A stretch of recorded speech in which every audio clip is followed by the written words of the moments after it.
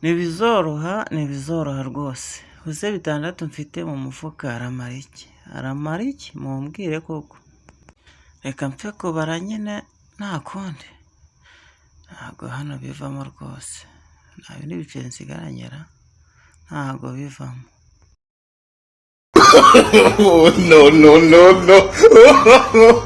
No. Inkweto zirashaje, ubu se zavamo hakavamo n'ibyo kurya kweresha, ntabwo byavamo tu. Amakara, umuceri, n'isukari, nta kindera, n'ikibiriti, amavuta. No. urimo satanisha ntabwo ari gusa.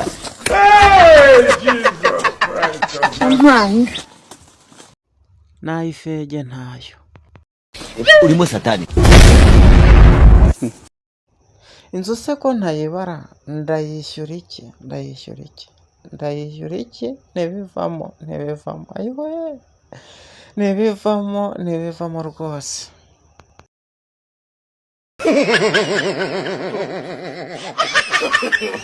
No. Isukari nyireke ngura ifu niko bimeze kandi kuko ndabona bitavamo kweri.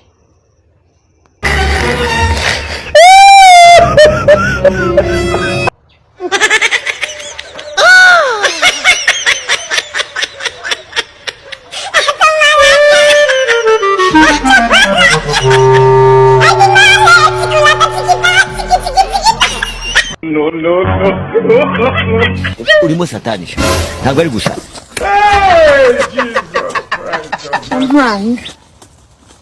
urimo satani.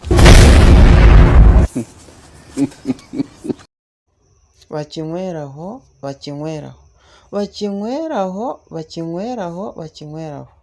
niko mvuze kandi bakinyweraho tu.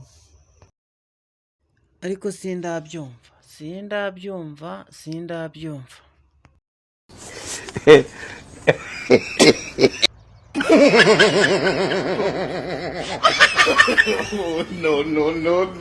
No. Bana. Kagago. No.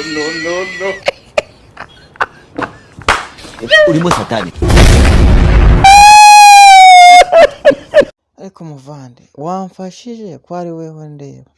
Nabaze byanze kuvamo nizengurutseho biranga. Fasha. Shakamo ahangaha isukari, umuceri, amakara, ikibiriti, nibiba na ngombwa n'agafege ukankoreremo. Ntacyo byaba bitwaye umusaza.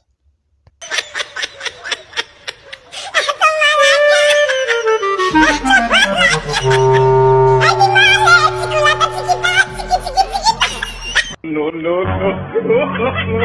urimo satanisha ntabwo ari gusa. Jesus.